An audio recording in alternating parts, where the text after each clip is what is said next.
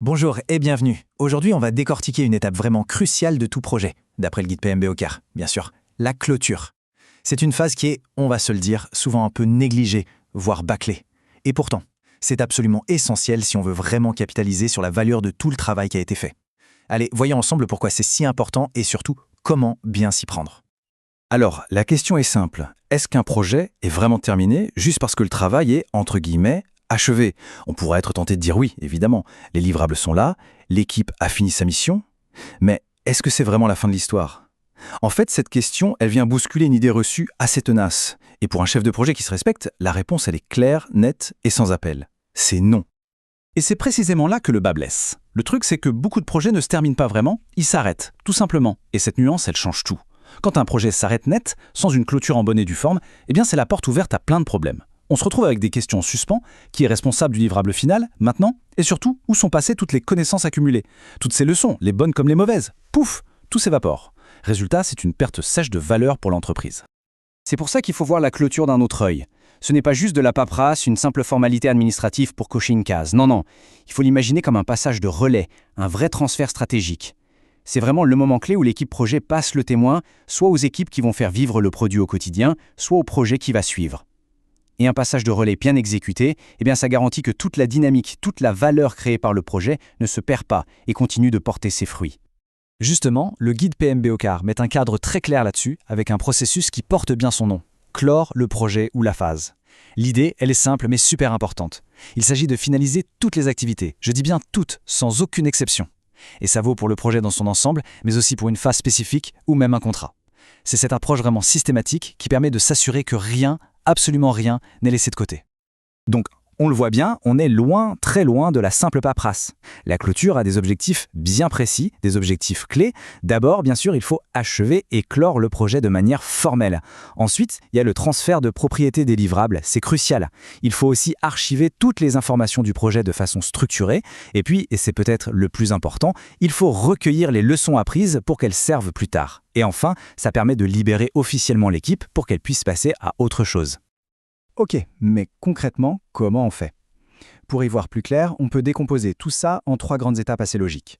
La première, c'est de rassembler l'essentiel, toutes les pièces du puzzle. La deuxième, c'est de mener les actions finales, de vraiment boucler la boucle. Et la troisième, c'est de sécuriser ce qu'on pourrait appeler l'héritage du projet. Allez, on attaque tout de suite avec la première étape. Première étape donc, rassembler les essentiels. Qu'est-ce qu'on met dans ce panier? D'abord, et c'est la base, les livrables acceptés. Il faut la preuve écrite, formelle, que le client ou le sponsor a bien validé le travail. Ensuite, on va dépoussiérer le business case du début pour vérifier si on a bien atteint les objectifs stratégiques qu'on s'était fixés. On collecte aussi tout le reste, le plan de projet, tous les documents qui racontent la vie du projet. Et enfin, on met de côté tous les accords et les contrats pour pouvoir les clore proprement. Bon, une fois qu'on a tout ça sous la main, on passe à l'action, c'est l'étape 2. D'abord, on analyse tous ces documents pour vérifier que tout est complet, qu'il ne manque rien. Ensuite, on organise des réunions de clôture. Attention, le but ici, c'est pas du tout de pointer les gens du doigt. Au contraire, c'est de discuter de façon ouverte et constructive de la performance finale et surtout des leçons qu'on a apprises en chemin. Et enfin, on mène l'analyse finale, on compare les résultats obtenus avec ce qui était prévu dans le plan, on regarde les écarts, les tendances et on essaie de comprendre pourquoi. Et tout ce travail d'analyse, ça débouche sur quoi? Eh bien, sur un document absolument central, le rapport final. Et franchement, ce n'est pas juste un énième rapport qui va prendre la poussière sur une étagère. Non, c'est bien plus que ça. C'est la synthèse officielle, la carte d'identité finale du projet. C'est la première pierre, si on veut, de l'héritage qu'il va laisser. Et qu'est-ce qu'on trouve à l'intérieur de ce fameux rapport? Pas mal de choses cruciales. D'abord, un résumé de la performance du projet. Comment on s'en est sorti sur le périmètre, la qualité, les coûts.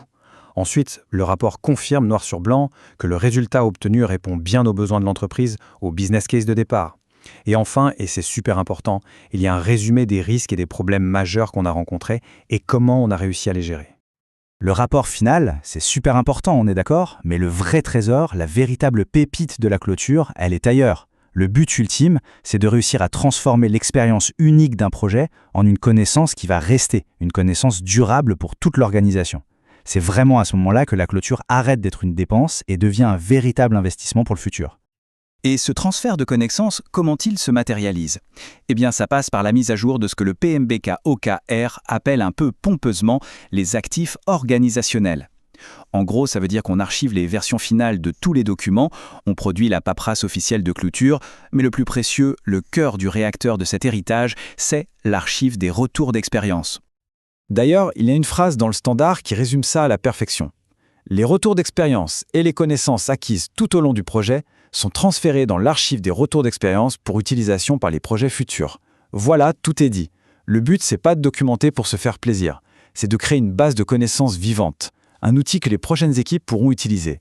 C'est tout simplement le meilleur moyen pour une organisation de ne pas réinventer la roue et d'arrêter de refaire sans cesse les mêmes erreurs. Du coup, pour conclure, la vraie question à se poser, ce n'est pas comment est-ce que je termine ce projet, mais plutôt comment l'héritage de ce projet va-t-il aider le prochain à réussir. Parce qu'au final, une clôture de projet bien menée, ce n'est pas vraiment une fin. C'est le début de la suite. C'est une fondation solide pour construire les succès de demain.